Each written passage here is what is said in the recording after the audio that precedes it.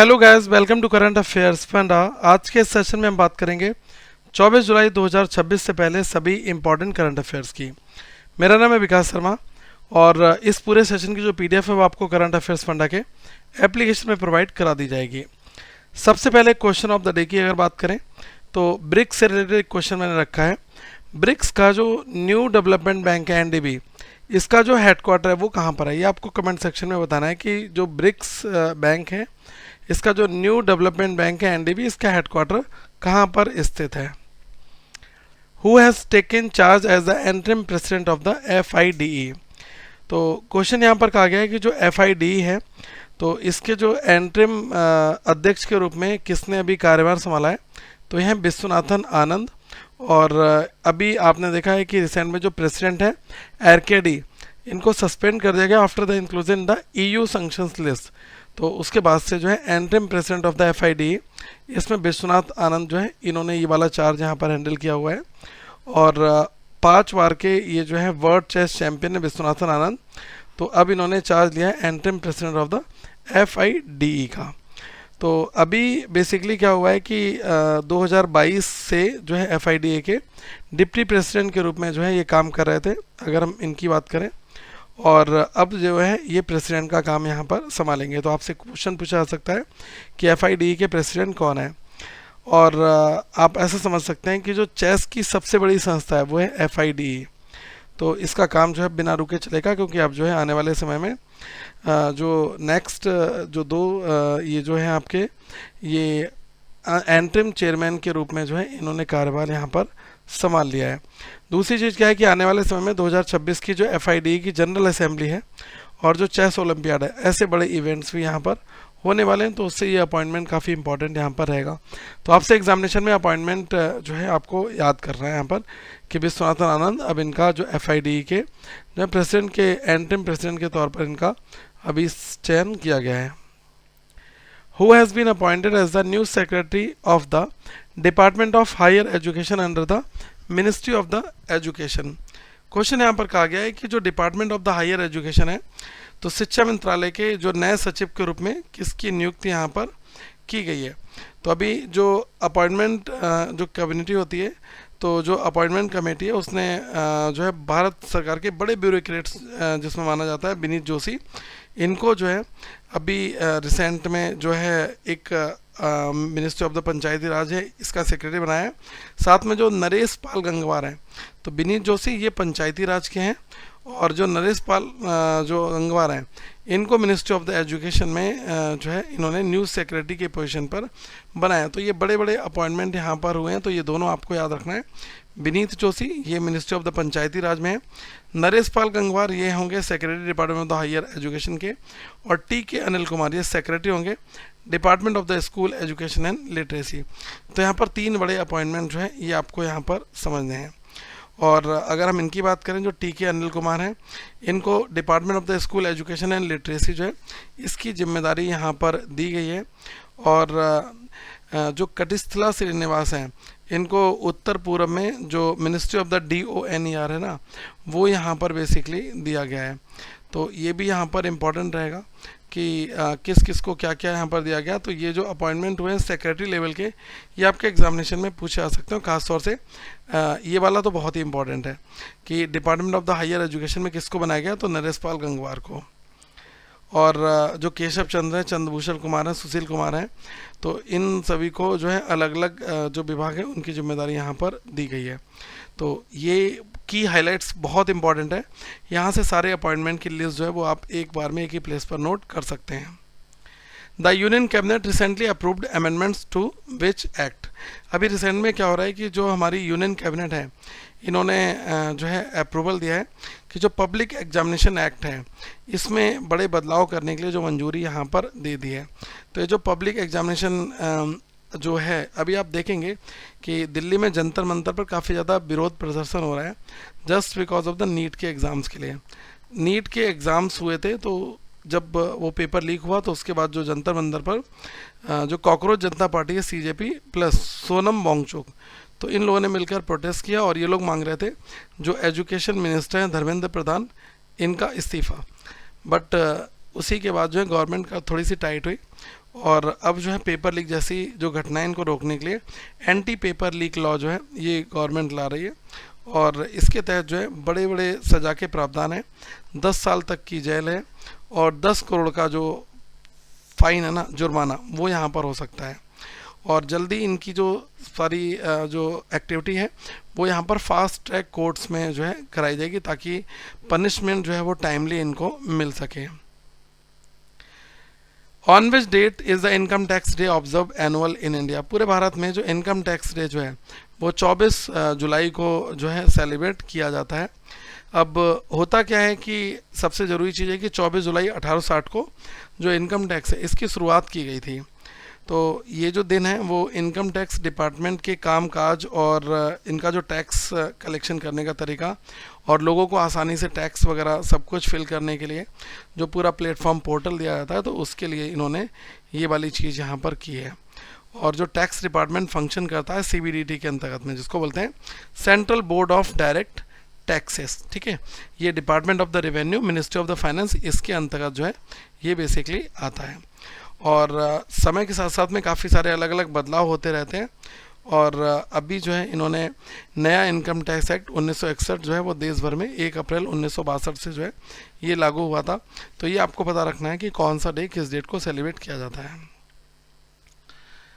What is the official alternative name for the project Kusha under which the long range missile system is being developed? Question यहाँ पर ये कह रहा है कि जो DRDO है ना, तो इन्होंने उड़ीसा के तट पर अभी बेसिकली जो डॉक्टर APJ अब्दुल कलाम द्वीप है, तो यहाँ से कुशा मिसाइल जो है इसका सफलतापूर्वक जो है परीक्षण यहाँ पर किया है।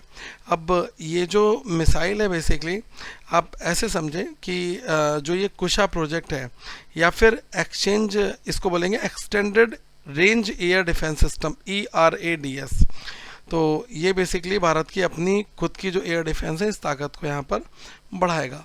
तो ये चीज़ इंपॉर्टेंट है। कहाँ से इसको लॉन्च किया गया? तो DRDO ने सक्सेसफुली कंडक्ट किया है और ये इंडिजीनियस है। Kusha long range surface to air missile है, LRSM, और doctor APJ Abdul Kalam island जो है ये उड़ीसा कोस्ट पर, तो यहाँ से इसको लॉन्च किया गया। ये एक हाई स्पीड हाई एल्टीट्यूड और एरियल टारगेट वाली मिसाइल होगी। और बेसिकली आप देखेंगे कि ये जो सिस्टम है वो फाइटर जेट्स, क्रूज मिसाइलें और ड्रोन जो है हवाई खतरों से देश की रक्षा भी यहाँ पर करेगा। तो ये भी काफ़ी इंपॉर्टेंट यहाँ पर रहेगा। और अगर आप बात करें इसकी जो है 3 अलग रेंज वाली इसमें मिसाइलें हैं, जिसमें एक M1 है, M2 है और M3 है। अगर आप इनकी बात करोगे तो इनकी जो मारक क्षमता है वो 350 से लेकर जो है 400 किलोमीटर तक की है। तो ये इंपॉर्टेंट यहाँ पर रहेगा। How many dedicated chemical parks are approved for establishment under the newly cleared Bhavya Rasayan scheme by the union cabinet? तो अभी हुआ क्या है कि जो हमारी यूनियन कैबिनेट है, इन्होंने जो भारत औद्योगिक विकास योजना रसायन है, यानी जो भव्य रसायन, तो इस योजना को जो है यहाँ पर मंजूरी दे दी है। अब इसमें जो है खर्चा काफ़ी अच्छा खासा आ रहा है। और अभी बेसिकली क्या है कि कितने केमिकल पार्क स्थापित किए जाएंगे, तो 3 केमिकल पार्क्स हैं और इसके लिए जो है 3030 करोड़ का जो आउटले है वो यहाँ पर रखा गया है। तो ये स्कीम काफ़ी इंपॉर्टेंट है। 3030 करोड़ के साथ में 3 डेडिकेटेड केमिकल पार्क जो हैं पूरे भारत में बनेंगे और केंद्र सरकार जो है हर पार्क के लिए 1000 करोड़ रुपए की मदद देगी, बशर्ते राज्य सरकार कम से कम 500 करोड़ का जो है योगदान यहाँ पर दे। तो इस योजना का मकसद ये है कि भारत में केमिकल बनाने के बिज़नेस को मजबूत करना और ट्रांसपोर्ट का खर्च जो है काफ़ी कम किया जाए और विकसित भारत 2047 के जो सपने उसमें यहाँ पर बड़ी भूमिका निभाई जाए। तो ये जो 3 केमिकल पार्क बनाने के लिए 3030 करोड़ का जो भव्य रसायन योजना है, इसको मंजूरी यहाँ पर दी गई है। और मेन एम इसका ये कि भारत के जो केमिकल मैन्युफैक्चरिंग सेक्टर है इसको जो है काफ़ी अच्छे से आगे लेकर जाना, बढ़ावा देना और इसका एक्सपोर्ट बढ़ाना और जो इम्पोर्ट है इसको कम करना। देखो हमारा पूरा का पूरा फोकस अभी यही चल रहा है कि हम अपना इंपोर्ट जो है ज़्यादातर जो है कम करें और एक्सपोर्ट जो है उसको हम यहाँ पर बढ़ाएं, ताकि हमारे पास जो है डॉलर्स ज़्यादा से ज़्यादा आएँ और हमें पे ना करना पड़े डॉलर्स में। तो इसलिए हमारी यही योजना चली, तभी हम अपने रुपए को मजबूत यहाँ पर कर सकते हैं। India recently concluded the second round of the negotiations for a proposed free trade agreement with which country. अभी क्या हुआ है कि भारत और जो इज़राइल कंट्री है, इन्होंने अपने जो फ्री ट्रेड एग्रीमेंट है एफटीए, यानी जो इनका मुक्त व्यापार समझौता जो है उसके लिए दूसरे दौर की जो बातचीत है वो यहाँ पर हुई है। तो अभी 4 दिन की बैठक हुई थी और ये सेकेंड राउंड था नेगोशिएशंस का। तो इसमें दिल्ली में चर्चा होती है और बातचीत के दौरान जो है इन्होंने जो अलग अलग सेवाएं हैं और जो सामान है तो इनका व्यापार, कस्टम, नियम, निवेश, टेक्नोलॉजी, इन सब में जो जो प्रॉब्लम्स आ रही हैं उनको यहाँ पर सॉर्ट आउट करना। और इससे पहले जो है ये कम्युनिकेशन का 2025 में भी ऑलरेडी हो चुका है। तो हुआ क्या है कि अब अगले दौर की जो आमने सामने की बैठक होगी उसमें दोनों देश की जो वर्चुअल मीटिंग्स हैं उसमें जो है इनका फाइनल जो है बात रखा जाएगा। और इससे क्या होगा कि दोनों देशों की टेक्नोलॉजी और जो सप्लाई चेन है उसको काफ़ी ज़्यादा मदद यहाँ पर मिलने वाली है। India recently signed the 3 agreements in the science, technology and education and the sports with which country? अभी आपको पता होगा कि भारत की जो प्रेसिडेंट ऑफ इंडिया है द्रौपदी मुर्मू, तो ये अभी रोमानिया की स्टेट विजिट पर वहाँ पर गई थी। तो रोमानिया में जो इसकी राजधानी है जिसका नाम है बुखारेस्ट, तो इसमें राष्ट्रपति जो द्रौपदी मुर्मू और रोमानिया के जो राष्ट्रपति हैं नुकुसुरदौन, तो इनके बीच में एक बातचीत पर 3 MOU जो है वो यहाँ पर हुए हैं। ज़्यादातर आप देखते होंगे कि जो फॉरेन डेलीगेशंस में जब मिलने जाते हैं तो भारत के प्रधानमंत्री मोदी जी जाते हैं, बट यहाँ पर रोमानिया में 3 एग्रीमेंट साइन हुए हैं, MOU साइन हुए हैं। और ये तीनों जो समझौते हैं वो साइंस एंड टेक्नोलॉजी, एजुकेशन और स्पोर्ट्स, इन 3 में यहाँ पर किए गए। कहाँ पर? ये जो बुखारेस्ट रोमानिया, ये वहाँ पर इनकी जो कैपिटल सिटी है वहाँ पर है। तो दोनों देश जो है अगले 3 सालों के अंदर अपने जो बायलेटरल ट्रेड हैं इसको ये लोग डबल करने वाले हैं। ठीक है, जो इनका बायलेटरल ट्रेड है वो यहाँ पर हो जाएगा डबल। इसके अलावा जो मैन्युफैक्चरिंग है और जो मेडिसिन हैं, हेल्थ केयर है, रिन्यूएबल एनर्जी है, ग्रीन हाइड्रोजन, AI है और साथ में जो एग्रीकल्चर है, तो इसमें भी काफ़ी बड़ा जो इजाफा है वो भी देखने को मिलेगा। और भारत ने ये भी बताया कि आने वाले भारतीय जो यूरोपियन संघ के समझौते से व्यापार और स्किल्ड प्रोफेशनल्स के लिए जो है रास्ते यहाँ पर ओपन होंगे। ये की हाईलाइट्स स्किप मत करा करेगा, PDF में ये डेटा आपको मिल जाएगा, वहाँ से आप इसको बेहतर कर सकते हैं। The recently approved railway project connects Ballari in Karnataka with which city in Andhra Pradesh. हाल ही में अभी जो मंजूर हुआ रेलवे प्रोजेक्ट कर्नाटका के बल्लारी को आंध्र प्रदेश के किस शहर से ये बेसिकली जोड़ेगा? तो ये जोड़ेगा गुंटाकाल से। तो अभी जो cabinet committee on economic affairs है, तो इन्होंने कर्नाटक और जो आंध्र प्रदेश इसके बीच में बल्लारी और जो इसको बोलते हैं गुंतकल, तो इस सेक्शन पर तीसरी और चौथी रेलवे लाइन बनाने की जो मंजूरी है वो यहाँ पर दे दी है। इसमें जो खर्चा आ रहा है वो आ रहा है 1264 करोड़ का, और 46 किलोमीटर का जो इंडियन रेलवे नेटवर्क है वो यहाँ पर इस्टेब्लिश करके नए ट्रैक्स यहाँ पर जोड़े जाएंगे। तो होगा क्या कि माल ढोने वाले जो सबसे व्यस्त रास्ते होते हैं फ्रेट कॉरिडोर्स पर भीड़ भाड़ को कम करना तथा जो फ्रेट की जो ट्रेन्स हैं या फिर जो पैसेंजर ट्रेन्स हैं इनकी रफ्तार को यहाँ पर बढ़ाया जा सके, तो ये काफ़ी इम्पॉर्टेंट रहेगा। और इस जो नए ट्रैक से लगभग 99 विलेजेस और करीब 7 लाख की आबादी वाले जो लोग हैं इनको फ़ायदा मिलेगा। और हर साल माल ढोने की जो क्षमता है, फ्रेट कैपेसिटी है, वो आपकी 1.62 करोड़ टन तक जो है वो यहाँ पर बढ़ जाएगी। ठीक है, तो ये यहाँ पर इम्पॉर्टेंट रहेगा। लोकायन 2026 अभियान किस भारतीय नौसैनिक पोत से संबंधित है? तो लोकायन 2026 is associated with which Indian naval ships. तो भारतीय नौसेना इंडियन नेवल की जो ट्रेनिंग है, इस जहाज का नाम है INS सुदर्शनी। तो INS सुदर्शनी ने जो सेल बोस्टन 2026 में भारत का जो प्रतिनिधित्व है वो यहाँ पर किया है। तो ये जो दुनिया के सबसे बड़े इंटरनेशनल टॉल शिप्स फेस्टिवल में से एक है, जिसको जो कि लोकायन 2026 जो महासागर यात्रा है, तो इसका जो है बेसिकली एक हिस्सा भी है। तो अभी क्या हुआ था कि न्यूयॉर्क में अमेरिका की आज़ादी की जो है 250वीं जो बरसगांठ है वो यहाँ पर मनाई गई। मतलब अमेरिका में जो है आज़ादी की 250वीं बरसगांठ पर ये इन्होंने सेल फोर्थ 250 सेलिब्रेशंस न्यूयॉर्क में यहाँ पर किया। और इसमें हिस्सा लेने के बाद जो है इस जहाज़ ने जो ग्रांड परेड ऑफ सेल्स है इसमें भाग लिया है। तो इस कार्यक्रम में 20 से ज़्यादा देशों के 60 जो अधिक जो बड़े समुद्री जहाज़ हैं उनको शामिल किया गया, जिसमें भारत की जो समुद्री विरासत है ये भी दुनिया के सामने निकल कर आई है। और दो देशों का जो आपसी सहयोग है जिसको हम maritime cooperation and naval diplomacy बोलते हैं, तो ये और भी ज़्यादा यहाँ पर स्ट्रॉन्ग हुआ है। और ये जो पूरी तैनाती है वो भारतीय नौसेना के 10 महीने लंबे जो अभियान लोकायन 2026 का एक बहुत ही इम्पॉर्टेंट जो है हिस्सा यहाँ पर रही है।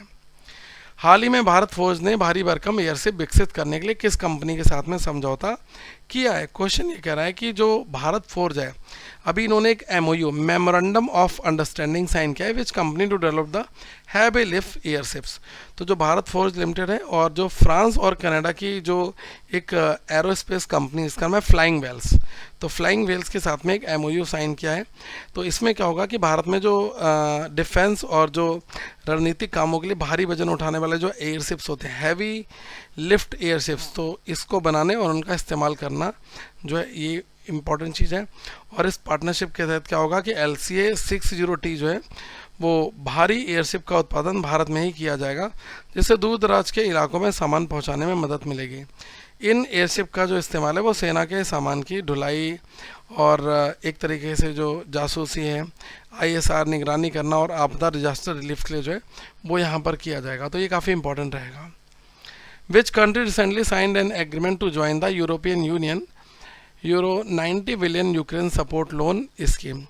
ये क्वेश्चन काफ़ी इंपॉर्टेंट है। अभी यूनाइटेड किंगडम जो है हुआ क्या है कि इन्होंने यूरोपियन यूनियन की 90 अरब यूरो 90 बिलियन वाली जो यूक्रेन सपोर्ट जो लोन स्कीम है इसमें शामिल करने के लिए राजी हो गए।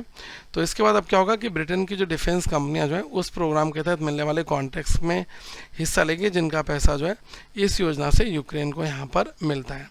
तो ये यूनाइटेड किंगडम जो है वो यहाँ पर अब एग्री हो गया है।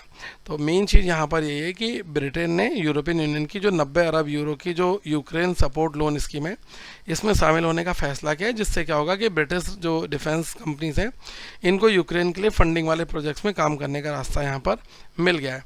और पेरिस में अभी एक बैठक हुई थी जिसका नाम था कोलिशन ऑफ द विलिंग, तो इस बैठक के बाद में ये वाला अनाउंसमेंट यहाँ पर किया जाता है। लखनऊ कानपुर एक्सप्रेसवे की लंबाई कितनी है? तो 63 किलोमीटर लंबा जो है ये एक्सप्रेसवे है लखनऊ और कानपुर।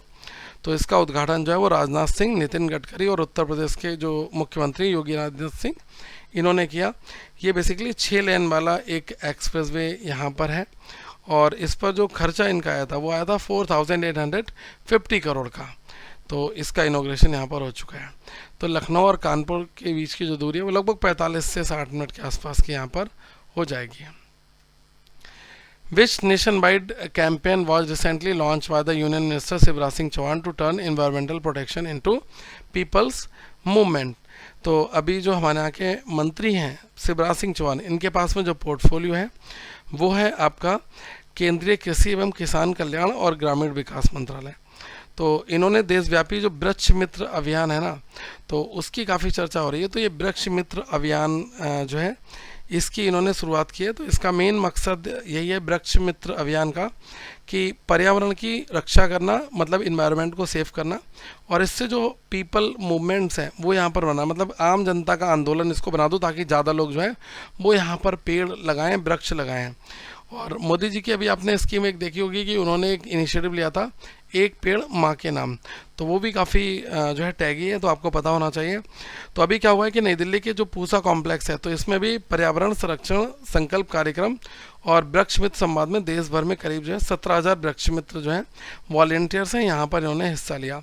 तो इसके तहत क्या होगा, हर साल एक पेड़ जो है और 5 नए साथी, तो इनको लेने के लिए एक प्रमोट किया जा रहा है। तो अगर आपसे पूछा है तो every year 1 tree and 5 new companions, ठीक है।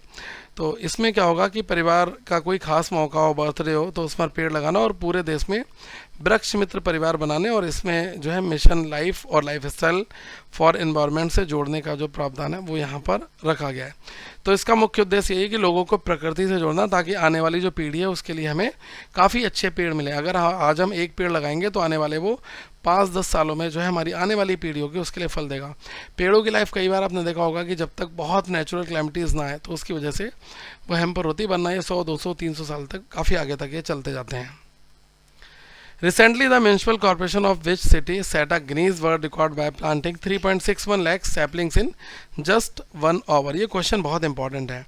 अभी क्या हुआ है कि जो अहमदाबाद म्यूनसिपल कॉरपोरेशन है, तो इन्होंने जो है मियावाकी एफॉरेस्टेशन मेथड के जरिए 1 घंटे में लगभग 3,61,000 जो सैपलिंग्स हैं 1 घंटे में यहाँ पर लगाई।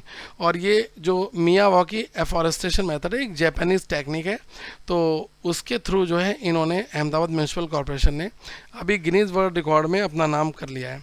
तो ये जो पेड़ लगाने का विशाल जो अभियान है वो गांधीनगर लोक निर्वाचन जो क्षेत्र है, गांधीनगर लोकसभा कॉन्स्टिट्यूंसी, इसमें चला गया। तो इस महाअभियान में 25,000 से अधिक जो है वॉलेंटियर्स इन्होंने यहाँ पर हिस्सा लिया। और एक पेड़ माँ के नाम, इसके तहत जो है इन्होंने जो है एक अच्छा कारनामा किया। और इस ड्राइव में क्या हो रहा है कि भारत ने जो अपने इन्वायरमेंट के मुताबिक 35 तरह की स्वदेशी पौधों की प्रजातियां जो इंडिजिनस प्लांट स्पीसीज हैं उनको यहाँ पर लगाया जा रहा है, ताकि जो लॉन्ग ड्यूरेबल हो और लंबा चले। तो अभी जो एएमसी वॉलंटियर्स हैं इन्होंने काफ़ी बढ़िया काम किया है। और इस रिकॉर्ड ने जो है असम द्वारा साल 2023 में 1 घंटे में 3,31,000 ट्रीज़ जो है उसका जो वर्ल्ड रिकॉर्ड है उसको यहाँ पर इन्होंने छोड़ दिया है। तो अब 3,61,000 ने 1 घंटे में trees. Which famous England women's cricket player and former captain recently announced her retirement from international cricket? तो जो है हेथर नाइट, इन्होंने रिटायरमेंट ले लिया है और ये इंग्लैंड की काफ़ी एक महान खिलाड़ी हैं। अब ये जो है क्रिकेट से संन्यास ले चुकी हैं। तो क्वेश्चन पूछाएगा कि हेथर नाइट किस टीम से, किस देश के लिए खेलती थी, तो ये थी इंग्लैंड के लिए। और इन्होंने लॉर्ड्स के जो क्रिकेट ग्राउंड के मैदान में जो है अपना मैच खेलते हुए टेस्ट भारत के खिलाफ, तो यहाँ पर अपना रिटायरमेंट का अनाउंसमेंट यहाँ पर कर दिया। और जो नाइट हैं इन्होंने इंग्लैंड में लगभग 16 साल जो है अपनी अच्छी क्रिकेट से लोगों को काफ़ी जो है एंजॉय दिया। The first Bishnupur district Olympic games 2026 recently concluded eight which place in Manipur.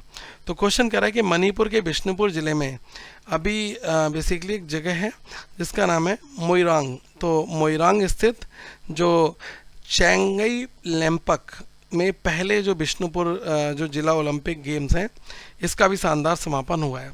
तो पूछा जाए कि जो पहला बिष्णुपुर जो डिस्ट्रिक्ट ओलंपिक गेम 2026 है ये भी सक्सेसफुली कंक्लूडेड हो गया है। कहाँ पर? Chingai Lempak Moirang in the Bishnupur district of the Manipur. तो मणिपुर में बिष्णुपुर डिस्ट्रिक्ट में। तो इन खेलों का आयोजन जो है एक जिला एक भावना खेलो बिष्णुपुर जो है वन डिस्ट्रिक्ट वन स्पिरिट खेलो बिष्णुपुर, इसके तहत यहाँ पर किया गया। तो इम्पॉर्टेंट क्या रहेगा कि जब ये क्लोजिंग सेरेमनी होती है तो यहाँ पर जो मणिपुर के गवर्नर अजय कुमार भल्ला और सीनियर स्टेट ऑफिसर्स ये लोग यहाँ पर अवेलेबल रहे थे। टू द पॉइंट क्वेश्चंस की बात करूँ तो मैं 5 क्वेश्चंस आपको हमेशा देता हूँ। तो ये लास्ट जो मैंने पिछले 5 क्वेश्चंस पूछे थे ये वो हैं, और आज के जो 5 क्वेश्चंस हैं वो कुछ इस प्रकार हैं। आप इन 5 क्वेश्चंस का रिप्लाई करिएगा और कमेंट सेक्शन में आपको जो मालूम है तो सही आंसर दीजिएगा। Thank you very much guys. और हमारा डेली वीकली मंथली ईयरली सब कुछ सारा करंट अफेयर्स एक ही प्लेस पर आपको करंट अफेयर्स फंडा में मिल जाएगा। ऐप को डाउनलोड करेंगे, वहाँ पर एक ईयरली करंट अफेयर्स का प्लान है, ईयरली सीए प्लान, और इसके अंदर आपको सारा जो हमारा करंट अफेयर्स है वो मिल जाएगा। ठीक है, तो आगे हम लोग फिर मिलेंगे। टेलीग्राम पर आप हमें ज्वाइन कर लीजिएगा। Thank you very much. Have a good day to all of you once again guys.